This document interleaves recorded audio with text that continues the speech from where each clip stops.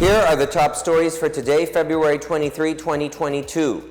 Gearing up for the new normal, Metro Manila mayors are one in pushing for the downgrade of the region to the most relaxed alert level 1, citing the continued decline in cases. Malacanang says it will not close the country's doors to Filipinos returning from Hong Kong. The government assures aid for Filipino workers hit by COVID-19 as a fifth wave of infections grips the Chinese territory.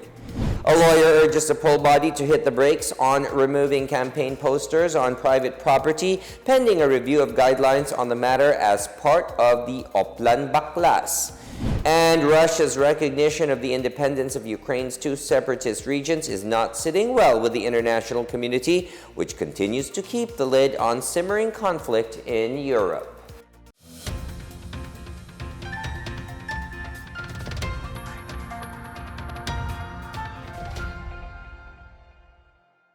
Good day, I am William Theo. Welcome to the PNA Newsroom. Metro Manila mayors recommended placing the National Capital Region under the Alert Level 1. Parañaque City Mayor and Metro Manila Council or MMC Chair Edwin Olivares said this was the result of their meeting held last night.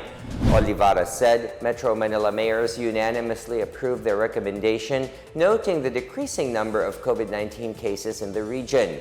The MMC resolution signed by all 17 mayors recommends placing Metro Manila under Alert Level 1 on March 1st, citing the DOH report on the downward trend on healthcare utilization rate and COVID-19 bed utilization rate in the NCR as of February 20.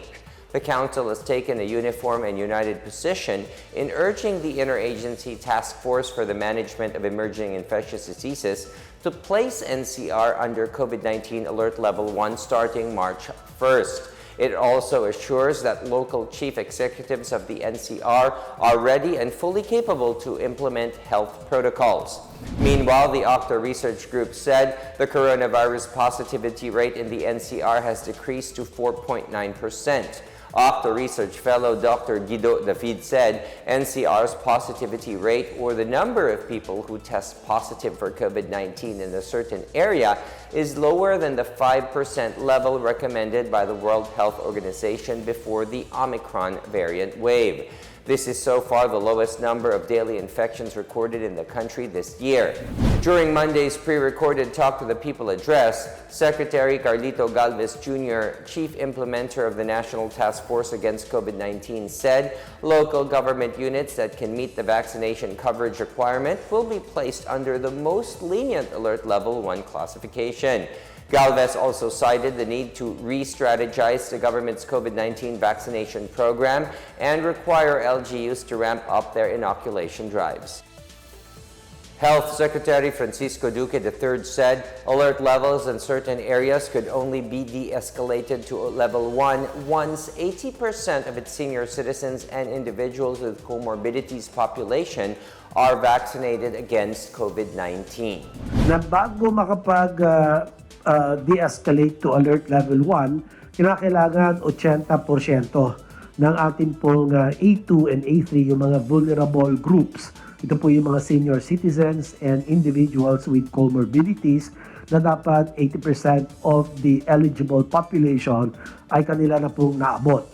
At kung hindi po sila ay makarating dyan po sa panukatan na iyan, ay hindi po natin sila pwedeng ibaba to Alert Level 1. So maganda po itong karagdagan metric na atin pong isasama sa pag-assess ng sino ba at ano ba ang mga lugar na hinog na for an Alert Level 1.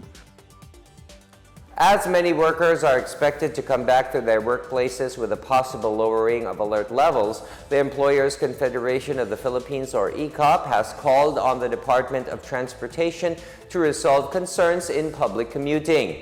ECOP President Sergio Ortiz Luis Jr. said that while the business community welcomes the plan of de-escalating to Alert Level 1, those who have been working from home during the pandemic are hesitant to go back to their workplaces as commuting remains a challenge for them. Ortiz Luis stressed the need for infrastructure projects, including the Skyway and light rail transit, to ease commuting conditions. He is also optimistic that the country's economy can return to the normal level as soon as there will be no spikes in COVID-19 cases. As Hong Kong battles its fifth COVID-19 wave, Malacanang said the Philippine government will not impose a travel ban on returning overseas Filipino workers from the area. Cabinet Secretary and acting presidential spokesperson Carlo Nograles, however, emphasized the need for all the OFWs to get fully vaccinated before going to any country. Tayo ang policy talaga natin sa bansang Pilipinas. Lahat ng Pilipinong gustong umuwi ay papayagan po nating umuwi sa bansang Pilipinas. Kung ang tanong is yung ibaban ba natin ang Pilipino pumunta ng Hong Kong, yun po yung ibig kong sabihin na wala po tayong ganyan klaseng decision, and it's really up to the Hong Kong government in terms of banning flights going to Hong Kong from the Philippines. No? Wala tayong control dyan. But again, if for our OFWs who go to other countries, kabilang na ang Hong Kong, the best protection is yung pagbibigay natin ng full vaccination po sa kanila. But again, the policy remains, sino mang Pilipino saan man sa mundo ay maaring umuwi sa Pilipinas. Wala pong ban against Filipinos coming home to the Philippines. All Filipinos who want to come home to the Philippines, welcome na welcome po. Meanwhile, the government assures that all Filipinos in need of emergency aid in Hong Kong have received assistance. As of Monday, the number of overseas Filipino workers who contracted coronavirus in Hong Kong has reached 60. The Department of Labor and Employment, through the Philippine Overseas Labor Office, is closely coordinating with employers to reassure workers that they can still return to work once they recover. It also stressed that COVID-19 infection is not a valid ground for termination. The Department of the Interior and local government says the drop in the country's crime rate is due to the intensified anti-criminality program of the Duterte administration. Speaking to the President during his Talk to the People briefing, Interior Secretary Eduardo Año said the country's crime rate has dropped by 73.76% in the first 5 years of President Rodrigo Duterte's term. Titingnan po natin ang comparison mula po noong 2016 hanggang 2021. Nakita po natin na bumaba ng 73.76% ang crime rate, na mula 131,699 pagdating po ng 2021 ay 34,552 na lamang ang index crimes. Sa peace and order indicator na kung saan ay bumaba po ng 5.69% noong 2021 kumpara sa 2020. At kung susumahin po natin ang period mula po noong 2016 hanggang 2021, makikita po na mula 377,766 ay bumaba na lamang ng 211,237 o nagkaroon po ng 37% decrease sa ating peace and order indicator. Ano po ibig sabihin nito? Nararamdaman po ng ating mga kababayan ang paganda ng peace and order situation at ang pagiging kumpiyansa na ligtas po ang ating mga mamamayan laban sa mga kriminal. When it comes to the aid delivered in areas struck by Typhoon Odette, Año said 3.2 billion pesos out of the 4.85 billion pesos worth have already been distributed. At sa ngayon po ay naipamigay na po natin ang 3.2 billion pesos or 66.30% na po.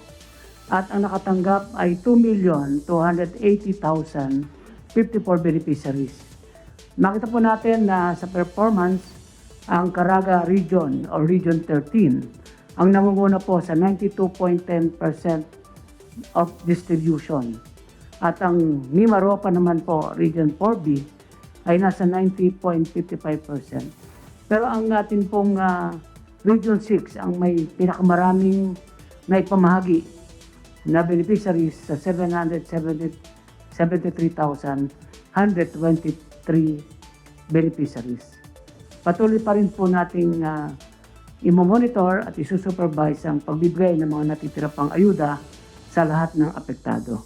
Anya also noted the continuous improvement in the country's COVID-19 situation, with only 14 cities and municipalities currently under granular lockdowns.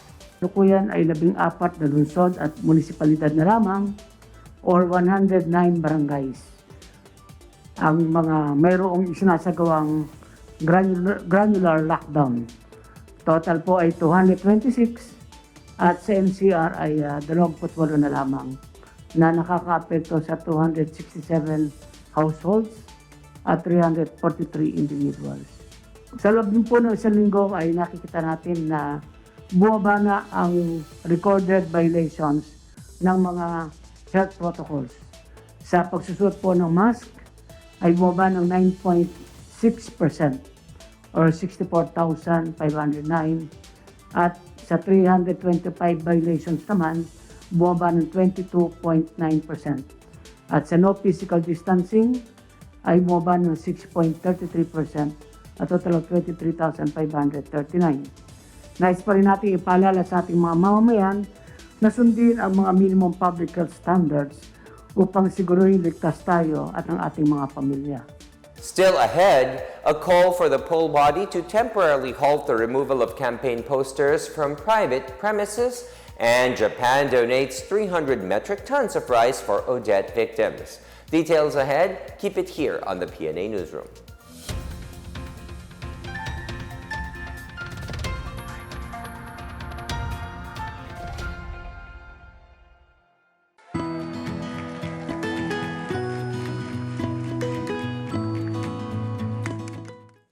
The COVID-19 pandemic has greatly changed our lives for the worse. Lives and jobs were lost and economies reached a meltdown.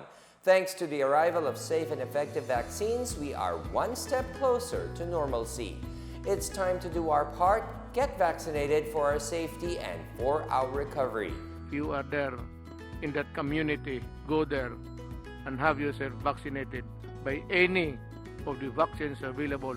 They are all potent, they are all effective. I would like to appeal to all our kababayans, please get vaccinated against COVID-19 and be the government partner in preventing further spread of the disease. I encourage you to get vaccinated as soon as possible time. These vaccines are safe and they are the key to reopening our society.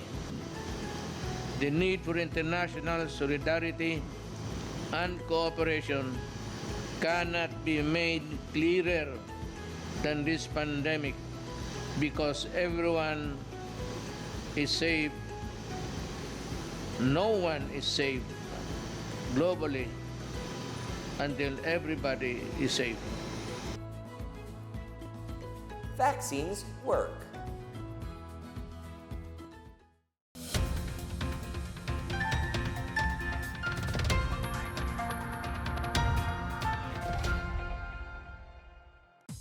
Election lawyer Romulo Macalintal urges the Commission on Elections, or Comelec, to temporarily suspend the regulations on campaign posters placed on private property. In a letter to the poll body, Macalintal requested a temporary suspension of the regulations on the campaign posters posted by non-candidates in private places with the consent of the owners. He said the temporary suspension of these rules will give the Comelec ample time to review its regulations and the same be fully clarified to ensure a uniform standard and policy for the campaign activities of national and local candidates. Macalintal also asked the Comelec to clarify specifically the third paragraph of Section 26 of its resolution, stating that the Comelec may immediately order the removal, destruction, and/or confiscation of any prohibited propaganda material or those materials which contain statements or representations that are illegal.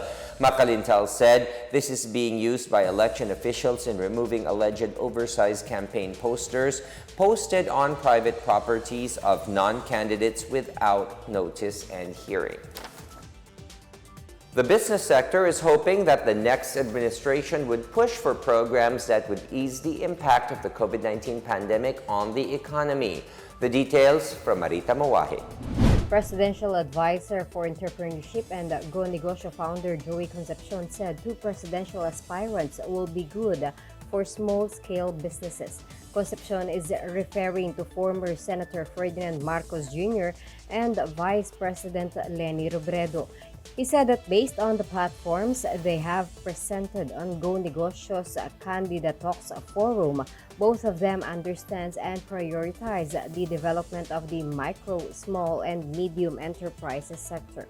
Concepcion said whoever wins the top government position must prioritize poverty alleviation, MSME development, creating prosperity and greater quality for all. During the Candida Talks Forum, Marcos bears his plans for MSMEs, including allocating a portion of internal revenue allotments, granting tax amnesty, rationalizing taxation for small businesses, and building MSMEs credit rating. On the other hand, Robredo's plans include a 100 billion peso stimulus package for MSMEs as part of the COVID-19 recovery program, providing small-scale businesses with special loans to prepare their businesses for the new normal, giving MSMEs better access to credit and integrating them into public procurement program. Meanwhile, a recent survey by an organization of Catholic educational institutions in the country shows that Vice President Leni Robredo is a top pick for the presidency. Second place is former Senator Ferdinand Bongbong Marcos Jr., followed by Manila Mayor Francisco Isko Moreno Domagoso, Senator Panfilo Ping Lacson, Senator Manny Pacquiao, and Labor leader Leo D. De Guzman. The SEA poll survey was conducted from January 24 to February 4. For the PNA Newsroom, I am Marita Muaje. In the Ilocos region, some 77 public schools have joined the expanded limited face-to-face classes since February 21. In a virtual press conference on Tuesday, the Department of Education said the schools are in addition to the 20 that piloted the limited face-to-face in the region in November 2021. 13 other schools from Pangasinan are still subject to validation for the expanded limited face-to-face classes. DepEd Ilocos Regional Office Education Program Supervisor Johnson Sunga reminded that only vaccinated teachers may participate, while inoculated learners shall be preferred but not required. Meanwhile, a school on wheels equipped with laptops, printers, and internet connection will soon be traveling around remote areas in Ilocos Norte to reach out to students. The school on wheels will be rolled out in hard-to-reach areas of Nueva Era, Carasi, and Bintar, where internet connectivity remains a challenge. And still in Ilocos region, some 44,000 teaching and non-teaching personnel of the regional DepEd have been reported to be fully vaccinated against COVID-19 as of February 21. Meanwhile, some 2,800 personnel have registered and are waiting for their immunization schedule, while some 1,700 have not registered due to their health conditions, religious beliefs, and other personal reasons. 9 more schools under the Schools Division Office of Int'l will open their limited face-to-face classes on February 28. The SDO said 8 secondary and 1 elementary schools will be joining the 3 other schools that were part of the pilot schools last year. Last year, the Igsoro Integrated School in Bugasong and Mayabay Elementary School in Barbaza opened simultaneously on November 15. The Ant'l National School in San Jose de Buena Vista started with a limited face-to-face on December 6. It was temporarily stopped from January 14 until February 18 after the province was placed under Alert Level 3.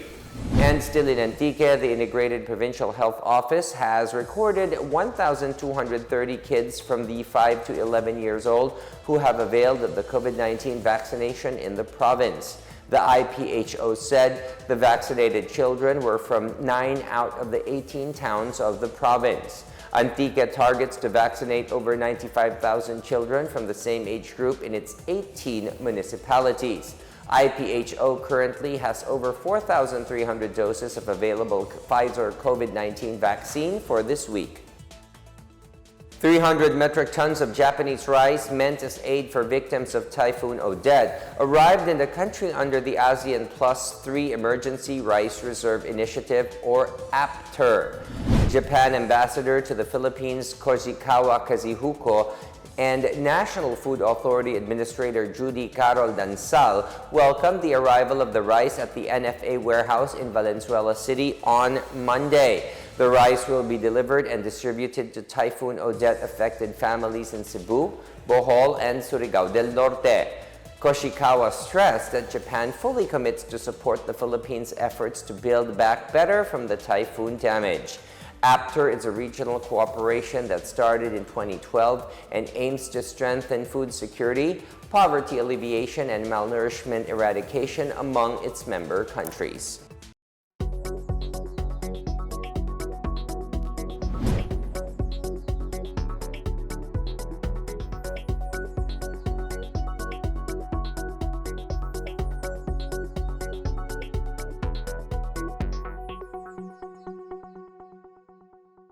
Up next, the Antiterrorism Council named 16 organizations as terrorist groups over links to the CPP-NPA, and a condemnation from the world against Russia's recent moves in eastern Ukraine.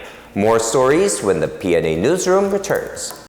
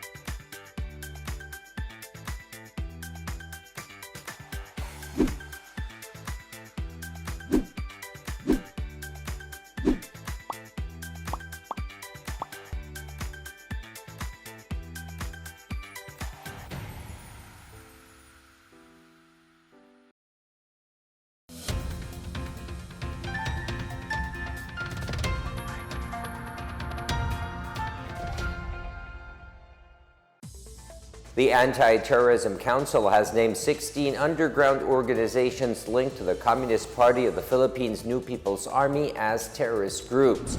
The groups were identified in Resolution number 288, series of 2022, dated January 26, and signed by ATC Vice Chairperson and National Security Advisor Hermogenes Esperon Jr. The ATC found probable cause to designate them as terrorist groups based on verified and validation information, as well as testimonial and documentary evidence. The resolution said the designation is aimed at eliminating, preventing, and suppressing the financing of terrorist acts, support and recruitment of members, and the supply of weapons to terrorists. The group had been identified by CPP founder Jose Maria Sison and the official website of the National Democratic Front as its member organizations. Malacanang maintains that the arrest of Dr. Maria Natividad Castro was not a case of red tagging. In a press briefing, acting presidential spokesperson Carlo Nograles said Castro was arrested based on a warrant issued by a regional trial court for serious illegal detention and kidnapping. Nograles said all law enforcement authorities maintain that all legal protocols and procedures were followed in arresting Castro. He said Castro's camp also had legal remedies available to protest the prosecutor's findings against her.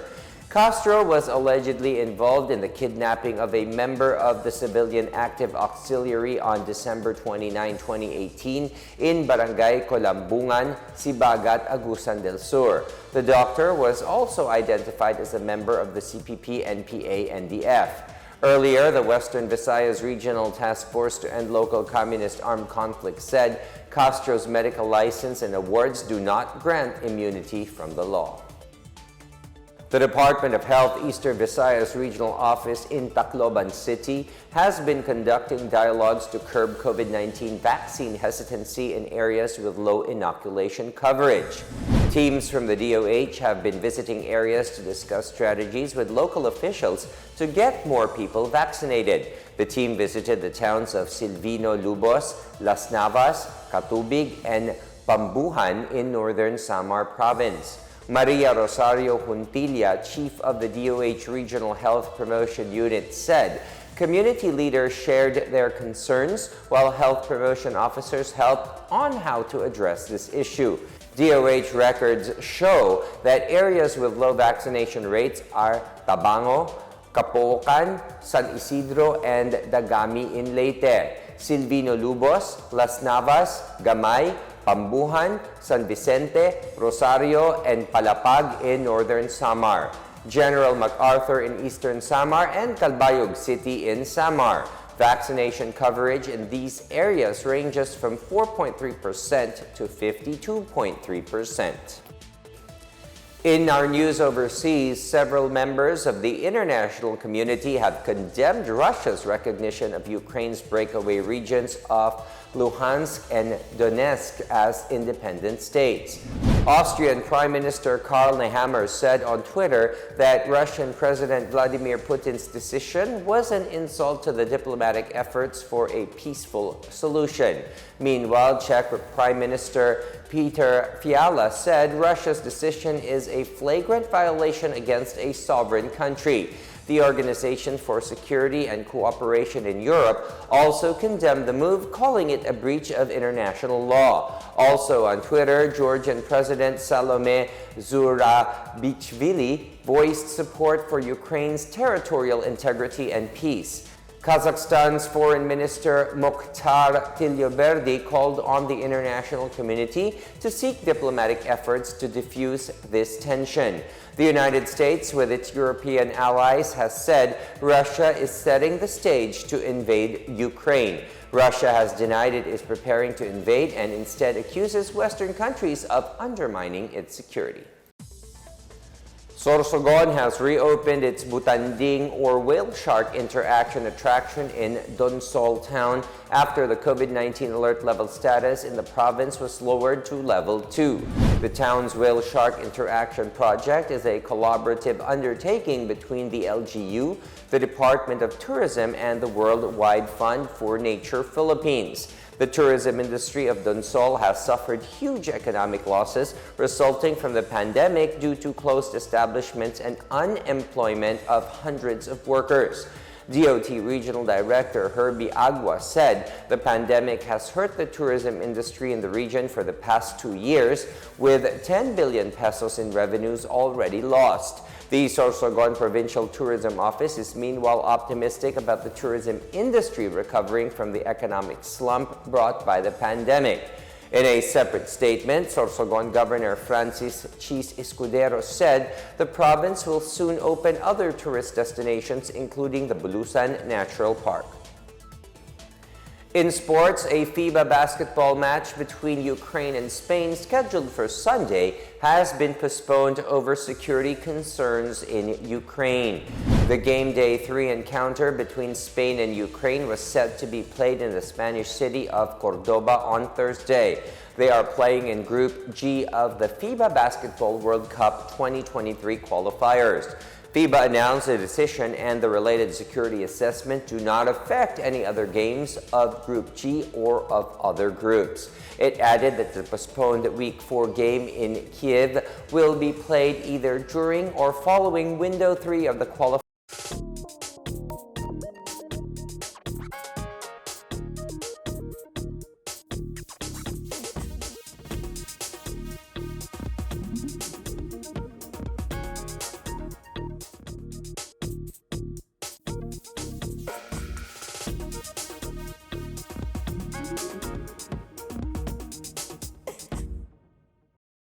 Let's take another look at today's biggest stories. Gearing up for the new normal, Metro Manila mayors are one in pushing for the downgrade of the region to the most relaxed alert level 1, citing the continued decline in cases. Malacanang says it will not close the country's doors to Filipinos returning from Hong Kong. The government assures aid for Filipino workers hit by COVID-19 as a fifth wave of infections grips the Chinese territory. A lawyer urges the poll body to hit the brakes on removing campaign posters on private property, pending a review of guidelines on the matter as part of the Oplan Baklas. And Russia's recognition of the independence of Ukraine's two separatist regions is not sitting well with the international community, which continues to keep the lid on simmering conflict in Europe. As Filipinos, we all have a vital role to play in preventing the spread of COVID-19.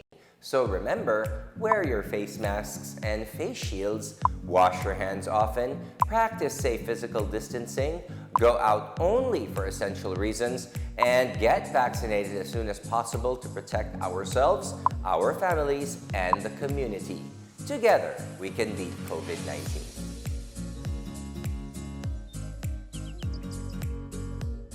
Thank you for watching another episode of the PNA Newsroom. For more news content, check our webpage or log on to the Philippine News Agency's Facebook and Twitter accounts. For more stories about the government and how it serves Filipinos, look for these hashtags in all of our social media platforms and websites. We are shown on the pages of the PCOO and its attached agencies. Also, watch us on television on PTV4 and IBC13. And that's your daily dose of the biggest stories that you need to know. From the PNA Newsroom, we tell stories that inspire change. I am William Theo. Good day, everyone.